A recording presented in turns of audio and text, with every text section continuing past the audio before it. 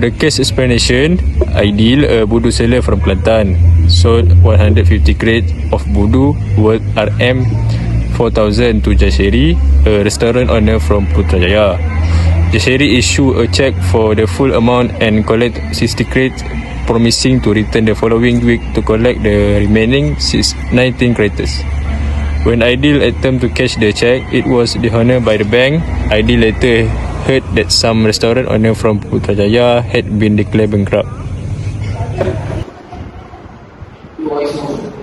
Please be ready everyone. The test is underway. Please be quiet and turn off your phone and silent. Always.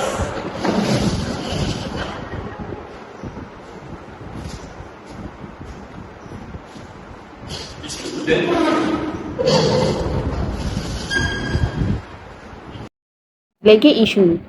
What is the right under State of Good Acta 1957 when first, the buyer issue the disheria, second, part of the good has been delivered, and lastly, the buyer may be bankrupt.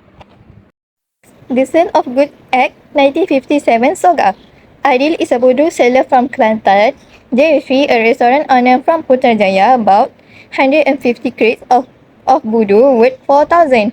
Jeffrey truthfully took a 60 crates and paid using a check, promising to collect the rest later. When Aidil tried to cash the check, it was dishonored.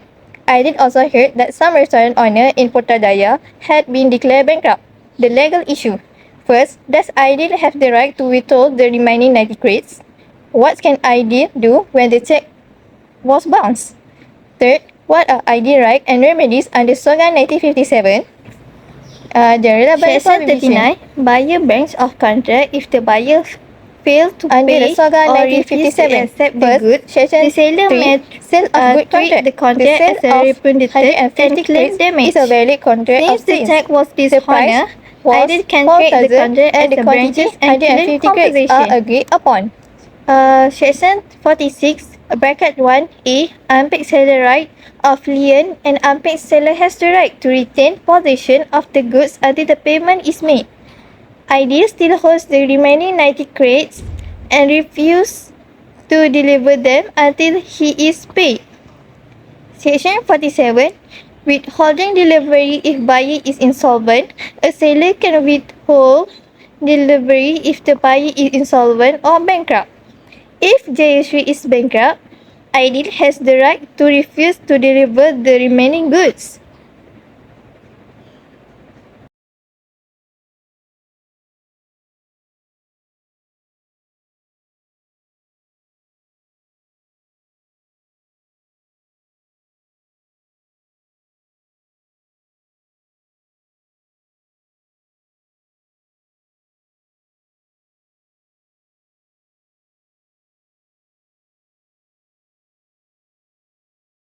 Next, I would like to talk about why Consumer Protection Act 1999 does not apply in this case.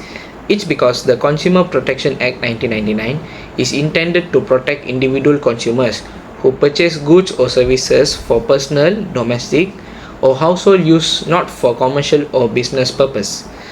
So the reference are Section 3.1 Consumer Protection Act 1999's definitions, such as consumer means a person who acquires goods or services for personal, domestic or household purpose and not for commercial purpose. So which means in this case, Jayashree is buying Budu for her restaurant business, which is a commercial transaction. Therefore, CPA 1999 does not apply, and the correct law to use in the Sale of Goods Act 1957. Thank you. Next, I would like to do the conclusion. So, under the Sale of Goods Act 1957, Aidil has a strong right to refuse delivery of the remaining Budu, terminate the contract due to non-payment, and seek legal compensation for losses. This protects sellers like Aidil from dishonest and insolvent buyers. Consumer Protection Act 1999 does not apply in this case. The Consumer Protection Act 1999 1999 is intended to protect individual consumer who purchase good or service for personal, domestic or household use, not for commercial or business purpose. Reference section section 331 Consumer Protection Act 1999. Consumer means a person who acquires good or service for personal, domestic or household purpose and not for commercial purposes. In this case, Jaisri is buying Voodoo for restaurant business, which is a commercial transaction. There are four CPA 1999 do is not apply, and the correct law to use is the sale of goods at 1957.